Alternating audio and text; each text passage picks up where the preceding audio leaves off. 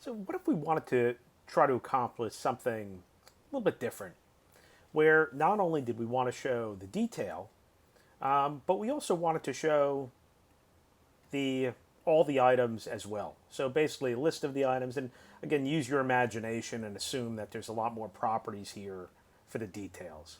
How could we go about doing that? So we'll take a look at the code and then we'll backtrack through it a little bit.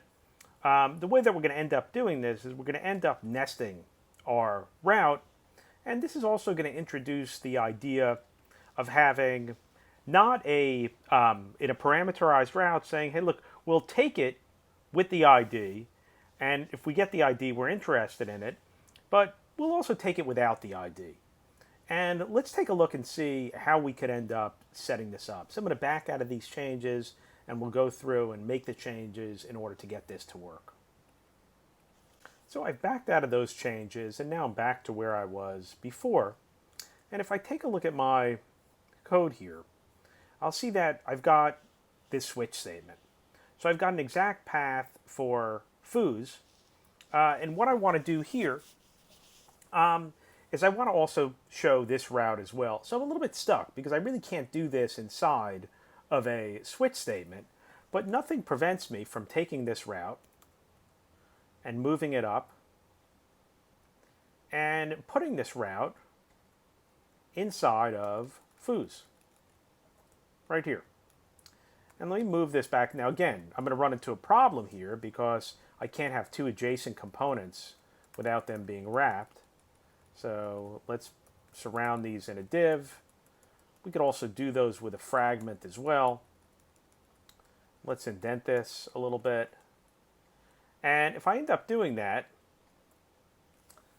and I click on these items, I run into a little bit of a problem. And I'm not seeing my detailed route. In fact, I'm not seeing anything change up here. And it's kind of interesting why. The reason why this is happening is I've set this up as an exact path. And so it doesn't match this, doesn't match this, and it redirects to foods. So no matter what I do, I can't get to my detailed route. But simply by taking the exact off of here, this is fuzzy now. So it'll end up working for foods, but it'll also end up working for the parameterized route. And now I've got these items here. And this is great, but also I would like to go and actually try to get the item that I'm clicking on.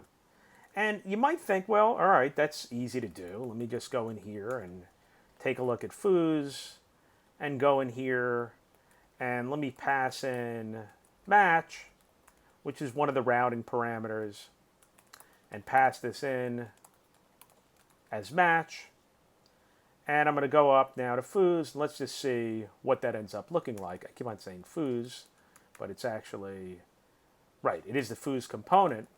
So I'm going to go over here and I'm going to say, what is match when I get in here? And let me console log it.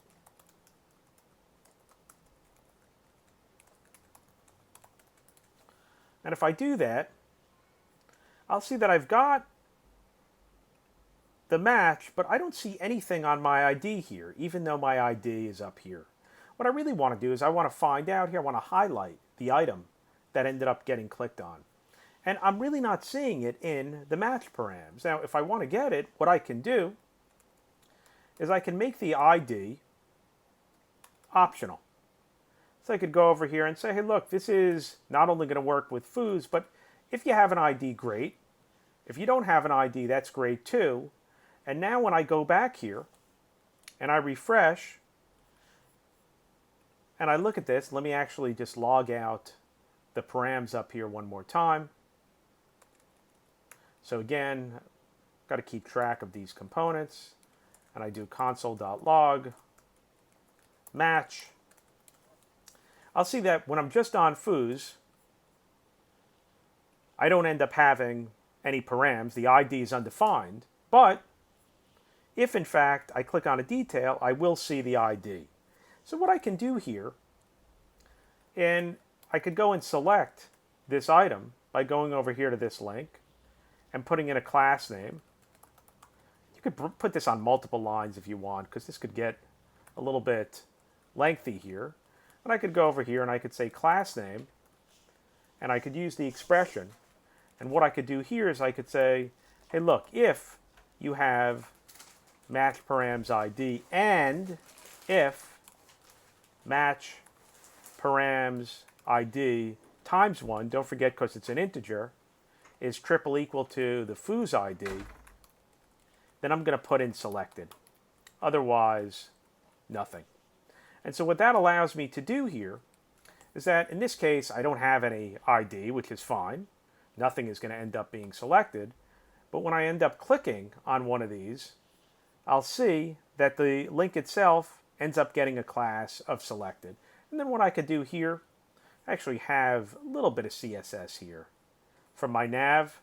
And I could just pull this out and say, hey, look, in any case, if you are selected, whether you're in a nav or you're not, I'm going to give you a background color of tomato. And now, not only does it show me the detail, and again, also on a hard page reload, but it also ends up highlighting the item that I ended up clicking on. And again, all that's made possible by two things: nesting your route, and also making this route for my foods a little bit fuzzier by saying, hey, look, you might have an ID, you might not. And if you do have an ID, I'm going to use that ID to put in the list which one of these items was clicked on.